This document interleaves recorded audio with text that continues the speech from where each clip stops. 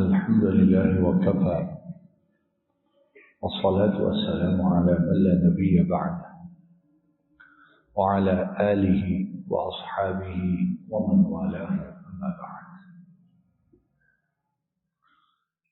لقد روى الإمام ابن ماجه عن عبد الله بن عمر رضي الله تعالى عنه قال: أقبل علينا رسول الله صلى الله عليه وسلم فقال: يا معشر المهاجرين، خمس إذا ابتليتم بهن وأعوذ بالله أن تدركوهن. لم تظهر الفاحشة في قوم قط حتى يعلنوا بها، حتى فشى فيهم الطاعون والأوجاع التي لم تكن مضت في أسلافهم الذين مضوا، ولم ينقصوا المكيال والميزان إلا أخذوا بالسنين وشدة المؤونة وجور السلطان، ولم يمنعوا زكاة أموالهم إلا منعوا القطر، ولولا البهائم لم يمطروا، ولم ينقضوا عهد الله وعهد رسوله صلى الله عليه وسلم إلا سلط الله عليهم عدوا من غيرهم فأخذوا بعض ما في أيديهم. وما لم تحكم أئمتهم بكتاب الله ويتخيروا مما أنزل الله إلا جعل الله بأسهم بينهم، أو كما قال صلی اللہ علیہ وسلم. بہت سے گناہ ایسے ہیں کہ کرنے والے سمجھتے ہیں کہ ان گناہوں کے بعد ہمیں مہلت مل جائے گی، جیسے ہمارا عام تصور ہے گناہ کرنے والوں کا. ہم سب کا یہی ہے کہ کر لو گناہ، اس سے پہلے کہ اللہ کی پکڑ آئے، عذاب آئے، معافی مانگو. اتنی جلدی پکڑ عذاب نہیں آتا. لیکن یہ سوچ، یہ فکر، یہ کانسیپٹ بالکل غلط ہے. بڑے گناہ ایسے ہیں ان کی پکڑ دنیا میں آتی ہے اور بڑی جلدی آتی ہے، اور وہ پکڑ تباہ و برباد کر کے رکھ دیتی ہے.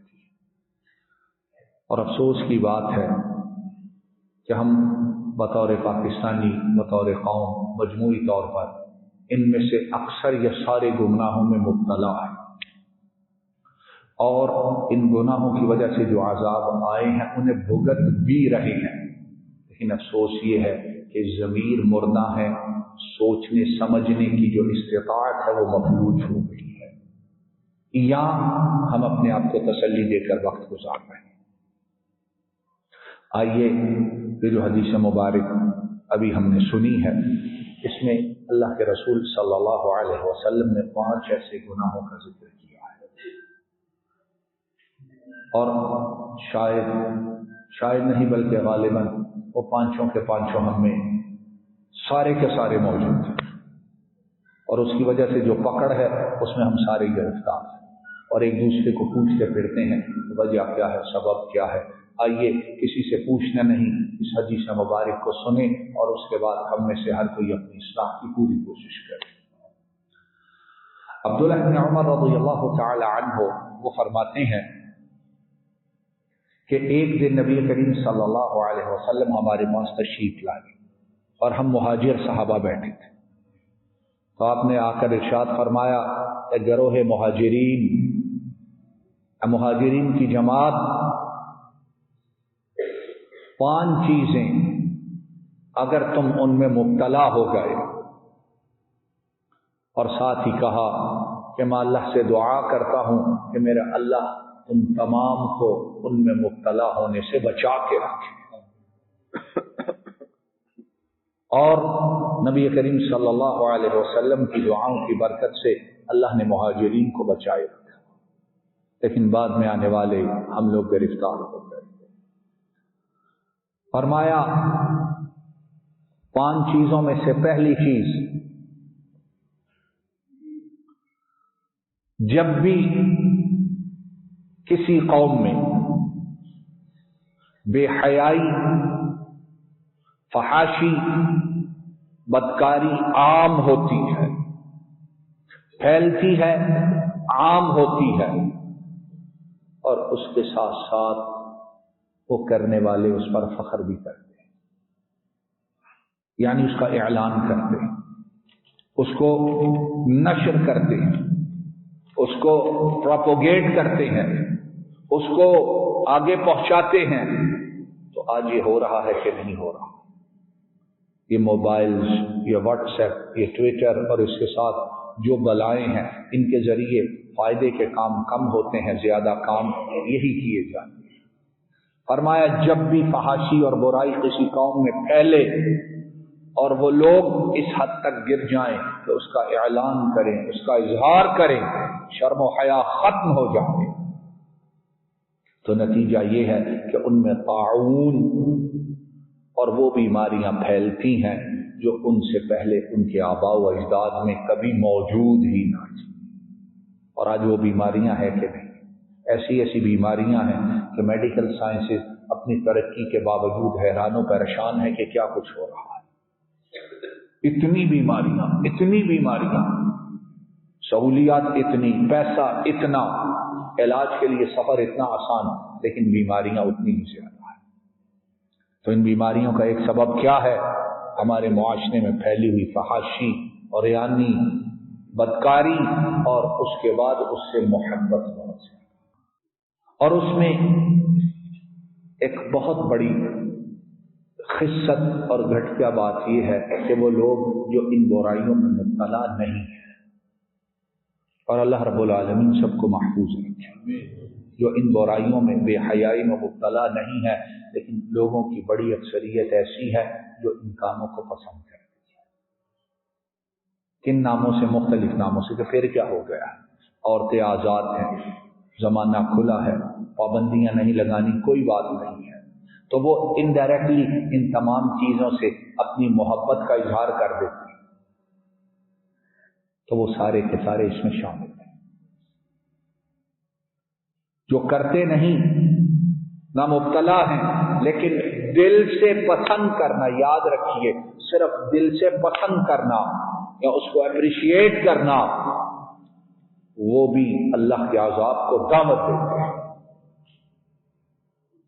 سورہ نور میں اللہ رب العالمین ارشاد فرماتے ہیں، ان الذین یحبون ان تشیع الفاحشۃ فی الذین آمنوا لهم عذاب علیم فی الدنیا والآخرہ واللہ یعلم وانتم لا تعلمون۔ ارشاد فرمایا بے شک وہ لوگ جو چاہتے ہیں کہ ایمان والوں میں برائی پھیلے، بدکاری پھیلے، فحاشی پھیلے، عریانی پھیلے، اور اس جیسی چیزیں پھیلے، تو صرف پسند کرتے ہیں، کرتے کچھ نہیں ہے، کرتے اور صرف دل دماغ سے پسند کرتے ہیں۔ فرمایا ان کے لیے دنیا و آخرت میں دردناک عذاب ہے، صرف پسند کرنے پہ۔ تو جو یہ سارے کرتوت کرے اور اس کو آگے پرموٹ کرے تو اس کا حشر پھر کیا ہوگا؟ واللہ یعلم وانتم لا تعلمون۔ وہ کوئی اس بات پہ تعجب نہ کرے کہ اللہ کی طرف سے بڑی سختی ہے۔ فرمایا تم انسان ہو، تم لوگ تو جانتے ہی نہیں ہو نتیجہ کیا نکلتا ہے، نتیجہ اللہ جانتا ہے، اس لیے ہم تمہیں ان باتوں سے روکتے ہیں، منع کرتے ہیں، ڈراتے ہیں۔ دوسرا گناہ، اور وہ کیا ہے؟ نبی کریم صلی اللہ علیہ وسلم نے فرمایا، اور جو قوم بھی، اور معلوم ہوتا ہے یہ حدیث پاکستانی قوم کے لیے خاص طور پہ ہے، حالانکہ ایسے نہیں، لیکن گویا ہم اولین اس حدیث کی تصویر کشی کرنے والے لوگ ہیں، اور بڑی بدقسمتی کی اور بڑی محرومی کی بات ہے۔ فرمایا جب بھی کوئی قوم تول میں اور ماپنے میں کمی کرتی ہے، اور یہ ہمارے ہاں ہے کہ نہیں ہے، اور یہ چھوٹے سے شروع ہو جاؤ، ریڑھی والے سے، اور اوپر تک چلے جاؤ، اوپر جہاں تک آپ کا ذہن جاتا ہے وہاں تک چلے جاؤ، ہر کوئی اپنی اپنی استطاعت کے مطابق اس بابرکت کام میں اپنا حصہ ضرور ڈال رہا ہے، کسی کے ہاتھ میں صرف ریڑھی پر رکھا ہوا ترازو ہے اور کسی کے ہاتھ میں پورے پورے خزانوں کے ترازو ہیں، کوئی اس میں کسر نہیں چھوڑا۔ فرمایا اور جب بھی کوئی قوم ماپ میں تول میں کمی کرتی ہے تو اس کا پھر 3 عذاب آتے ہیں۔ پہلا عذاب کیا ہے؟ فرمایا قحط سالی میں مبتلا ہو جاتے ہیں۔ قحط سالی میں ابھی بارش ہوئی ہے، کتنی دیر بعد بارش ہوئی، کتنا عرصہ گزر گیا ہے، دعائیں نمازیں کیا کچھ کرتے رہے، بارش نہیں ہوئی ہے۔ تو فرمایا قحط سالی میں، اور ان لوگوں کو پوچھو جنہیں اپنی فصلوں کے لیے، زراعت کے لیے اور دنیاوی زندگی کے لیے بارش کی ضرورت ہے، انہوں نے اس عرصہ کو کتنی مشکل سے گزارا ہے۔ منرل واٹر پینے والے کیا جانیں کہ بارش کی اہمیت کیا ہوتی ہے۔ دوسرا عذاب یہ ہے شدت المعونہ، اور معیشت گزران تنگ ہو جاتی ہے، اور یہ عذاب ایسا ہے اس میں امیر بھی مبتلا ہے، غریب بھی مبتلا ہے۔ جس کے پاس پیسے ہیں اس کی بھی مشکل سے گزر رہی ہے، اس کو بھی مصیبتیں اتنی ہیں کہ وہ بھی چیخ رہا ہے، اور جس کے پاس تھوڑے ہیں وہ بھی چیخ رہا ہے۔ تو یہاں الفاظ استعمال فرمائے کہ گزران زندگی، معیشت مشکل ہو جاتی ہے۔ جو کروڑ روپیہ کماتا ہے وہ بھی روتا ہے، جو 10,000 کماتا ہے وہ بھی روتا ہے، جو 10 لاکھ کماتا ہے وہ بھی چیختا ہے۔ کیوں؟ زندگی میں اطمینان، چین، سکون اور لطف باقی نہیں رہا۔ اور تیسرا عذاب اس گناہ کی وجہ سے جو ہمارے رگوں پہ میں سرایت کر گیا ہے، فرمایا تیسرا عذاب یہ ہے کہ اللہ ان پر ظالم حکمران مسلط کر دیتے ہیں۔ اور یہ ہو رہا ہے کہ نہیں ہو رہا ہے؟ ووٹ بھی دے رہے اور جوتیاں بھی کھا رہے، ووٹ بھی دے رہے ہو اور انہی لیڈروں کو کندھوں پہ بٹھا کے نعرے بھی لگا رہے ہو، اور وہ جاتے جاتے تمہاری گردن بھی کاٹ جاتے ہیں، جیبیں بھی خالی کر جاتے ہیں، اور زمینوں پہ قبضے یہ کرتے ہیں، کاروباروں پہ قبضے یہ کرتے ہیں، عزتوں پہ ڈاکے یہ ڈالتے ہیں، اور انہی کو پھر جمہوریت کے نام پر قوم اتنی عقل مند ہے پھر لے آتے ہیں۔ وَجَوْرِ السُّلْطَانِ عَلَيْهِمْ، ماپتے بیچتے بےایمانی ہم کرتے ہیں، اللہ نے ان کو ہم پہ مسلط کر دیا ہے۔ اور دیکھو عقل ہماری کتنی ماری ہوئی ہے، مت ماری ہوئی ہے، انہیں ووٹ دے کے خود لے کے آتے ہیں، آؤ پچھلوں نے کسر چھوڑ دی تھی، تم آ کے اور جوتیاں مارو، حتیٰ کہ ہم ترقی کریں۔ وَجَوْرِ السُّلْطَانِ عَلَيْهِمْ۔ اور تیسرا عذاب یہ ہے کہ ان پہ ظالم حکمران اللہ مسلط کر دیتا ہے۔ چیخیں مارتے رہو، دور کب ہوں گے؟ جب ہم اس گناہ کو چھوڑیں گے انشاءاللہ۔ شعیب علیہ الصلوۃ والسلام انہوں نے اصحاب الایکہ سے انہوں نے کیا کہا تھا؟ اوفوا الکیل ولا تکونوا من المخسرین وزنوا بالقسطاس المستقیم ولا تبخسوا الناس اشیاءهم ولا تعثوا فی الارض مفسدین۔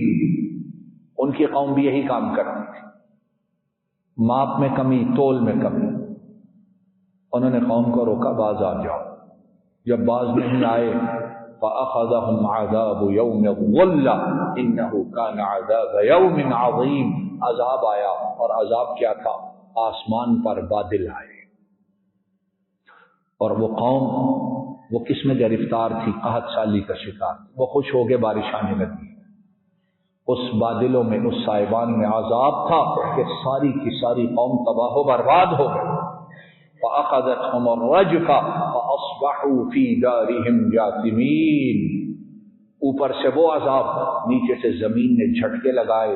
اللہ فرماتے ہیں صبح ہوئی تو ساری کی ساری قوم اوندھے منہ مری ہوئی اپنے گھروں میں موجود تھی۔ تیسرا گناہ فرمایا اور جو قوم اپنی زکوٰۃ کو روکے رکھتی ہے، ادا نہیں کرتی ہے، اللہ رب العالمین وہ زمین پہ زکوٰۃ روکتے ہیں، اللہ آسمان سے بارش روک لیتا ہے۔ اور ایسے قوم، ایسے لوگ بڑے ہیں، زکوٰۃ بنتی ہے 1 अरब रुपया है, 2.5 करोड़ ज़कात बनती है। वो कहते 2.5 करोड़ 1 अरब के पीछे 1 अरब है, 2.5 करोड़ ज़कात बनती है, वो इतनी देंगे खजाना खाली हो जाएगा। वैसे आते जाते छोटे छोटे सदक़े देते रहते हैं और समझते हैं कि हम बड़ी, जो फर्ज है वो देते नहीं और बतौर नफल थोड़ा थोड़ा दे के अपने आप को तस्कीन पहुंचाते हैं और नाम भी लिखवा देते हैं कि डोनर्स में हमारा नाम भी शामिल है। फरमाया जब ज़कात रोकते हो आसमान वाला बारिश रोकता है, लेकिन वो फिर गफूर व रहीम है। फरमाया अगर ये चौपाए न हो तो अल्लाह कभी भी तुम पर बारिश न बरसाए। ये जो बारिश आती है, ये जो आई है, ये को हमारा कमाल नहीं है। पता नहीं अल्लाह की कौन सी मखलूक है जो अल्लाह से फरियादें करती है और अल्लाह ने रहम करते हुए उस बारिश को नाज़िल फरमाया। चौथा गुनाह फरमाया, और जो भी कौम अल्लाह और उसके रसूल के आहद को तोड़ती है, और इसके मुहद्दिसीन ने कई मायने बयान किए हैं, और उनमें से एक मायना ये है जो अल्लाह और उसके रसूल के अहकामात की मुखालिफत करते हैं। क्यों?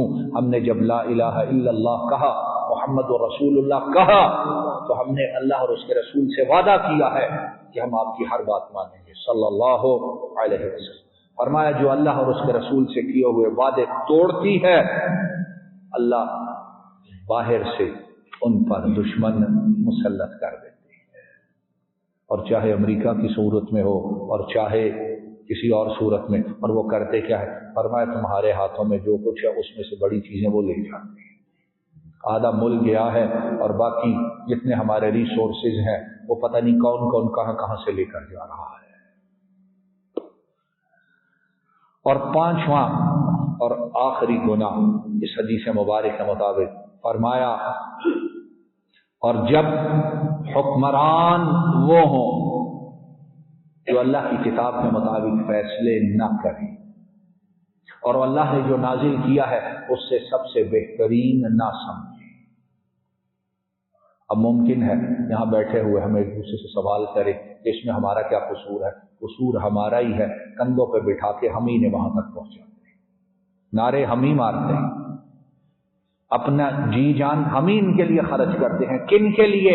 जो अल्लाह की किताब और अल्लाह के रसूल की सुन्नत उसको हैसियत देने के लिए तैयार, उनकी शक्ल ही नहीं है मुसलमानों वाली। है किसी की शक्ल मुसलमानों वाली? शक्ल मुसलमानों वाली नहीं, सूरत सीरत मुसलमानों वाली नहीं, तो वो आके क्या करेंगे? और फरमाया जब हुक्मरान ऐसे हों जो अल्लाह और उसकी नाज़िल करदा किताब उसको सबसे आगे न रखें और किताबुल्लाह के अलावा और कवानीन उन्हें अच्छा समझें, तो फरमाया अजाब ये आता है कि अल्लाह तुम्हें आपस में एक दूसरे का दुश्मन बना देता है। मरते हैं कि नहीं? ये थाने कचहरियां, ये किस वजह से? एक सबब ये है कि हम इनको लाते हैं जो अल्लाह और उसकी रसूल के बातों को अहमियत देने के लिए तैयार है। अजाब वही हैं जिनमें गिरफ्तार है और गुनाह वही हैं जो कर रहे हैं। आइए इस हदीस मुबारक को सुनने के बाद ये आहद करके उठें कि जब तक जिंदगी है इन गुनाहों से जान छुड़ाने की इंशाअल्लाह कोशिश करेंगे, और फिर अल्लाह से दुआ मांगते हुए लुत्फ भी आएगा और कबूल भी होगी कि अल्लाह जो अजाब आए हैं इन्हें अपनी रहमत से टाल दे और हम पर वो हुक्मरान ला जो हमारा ख्याल रखें और हम उनका ख्याल रखें। व आखिरु दअवाना अनिल हम्दुलिल्लाहि रब्बिल आलमीन।